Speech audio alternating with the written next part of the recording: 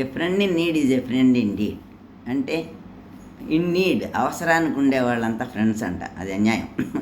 అయితే మనం ఎక్కువ ఫ్రెండ్షిప్ అని ఈ ఏజ్లో ఫ్రెండ్స్ అని తిరగద్దు. మీ కెరియర్ గురించి మీరు ఆలోచించుకోండి. ఈ ఫ్రెండ్షిప్ చేసేటప్పుడు ఏంటంటే 100 మందితోటి పరిచయాలు పెంచుకోండి, 10 మందిని మంచి వాళ్ళని సెలెక్ట్ చేసుకోండి, నలుగురు ఫ్రెండ్స్ని తీసుకోండి. అక్కడికి ఫ్రెండ్షిప్ అయిపోయింది. ఒక అమ్మాయిని పెళ్లి చేసుకోండి, 2 బిడ్డలను కనండి, 4 మనవాళ్ళతో ఆడుకోండి, అయిపోయింది జీవితం అక్కడితో కూడాను. ఇప్పుడు ఇంకా మనకు కావాల్సింది ఏంటంటే ఇక్కడ ఫ్రెండ్షిప్ని లవ్ని ఒకటి చేయొద్దు. అసలు వాల్యూస్ ఎట్లా ఉంటాయంటే లవ్కి ఇచ్చిన వాల్యూ లవ్కి ఇచ్చేసేయండి, జీవితకాలం హ్యాపీగా ఉంటారు. ఫ్రెండ్షిప్కి ఇచ్చిన వాల్యూతో ఒక ఫ్రెండ్ మిగిలిపోతుంది, మీకు జీవితకాలంలో ఒక ఫ్రెండ్ మిగిలిపోతారు. అందుకని ఫ్రెండ్ని లవ్ని చేసేసుకోవటం మూలంగా ఇబ్బందులు పడతారు నాకు తెలిసి. అలా వద్దు, స్పాంటేనియస్గా మాట్లాడటం నేర్చుకోండి.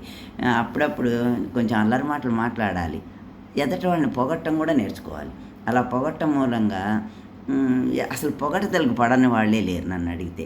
ఇలాంటివన్నీ నేర్చుకోవాలి. తర్వాత ఇంకొకటి ఏంటంటే ఇంట్లో ఉండేటప్పుడు హృదయంతో మాట్లాడండి, బయటికి వెళ్ళినప్పుడు మైండ్ తోటి మాట్లాడాలి. అంటే ఎంత మైండ్ ఉపయోగించాలో మీరే ఆలోచించుకోండి. అసలు ఇవన్నీ ఎందుకు కానండి, కృష్ణుడు ఏం చెప్పాడో తెలుసా భగవద్గీతలో?